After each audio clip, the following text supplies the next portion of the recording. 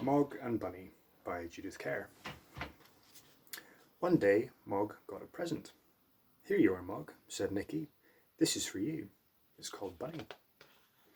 Mog liked Bunny. She carried him about. She played with him and played with him and played and played and played with him.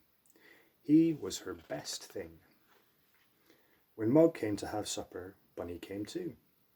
Sometimes Mog thought Bunny would like a drink, but Bunny wasn't very good at drinking. "Oh dear," said Debbie, "look where Bunny's got to." And she put him on the radiator to dry. At night, Bunny slept with Mog in her basket. During the day, when Mog was busy, she always put Bunny somewhere nice. You never knew where Bunny would get to. Sometimes Bunny liked to be quiet and cozy, and sometimes he liked to be where there was a lot going on. Mr. and Mrs. Thomas didn't understand this. They didn't say, "Look where Bunny's got to." They shouted, "Yuck!" They yelled, "Ah, what a horrible, dirty thing!" And they threatened to throw Bunny away in the dustbin. One day, Mr. Thomas said, "Let's have supper in the garden." Everyone helped to carry things out of the house.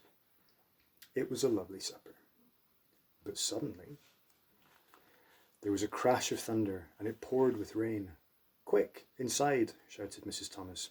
"It's bedtime anyway." "Where's Mog?" said Debbie. "I expect she's keeping dry under a bush," said Mrs. Thomas. "She'll come in later." In the middle of the night, Debbie and Nicky woke up. Mog hadn't come in and it was still pouring with rain. "Let's go and find her," said Debbie. It was very dark in the garden. They shouted, "Mog, where are you? Mog?" Nothing happened. Then they heard a meow. "There she is," shouted Nicky. "Come on, Mog, come inside." But Mog just went on sitting in the rain. It was dripping off her nose. "What's the matter, Mog?" said Debbie. Then she said, "Oh dear, look where Bunny's got to." Nicky picked Bunny up and showed him to Mog. "It's all right, Mog," he said. "We've set Bunny free. You can come inside now." Then they carried Bunny through the dark garden and through the house, and they put him on the radiator to dry. Then they all had a big sleep. In the morning, they told Mrs. Thomas what had happened and how Mog had stayed with Bunny in the dark and the rain.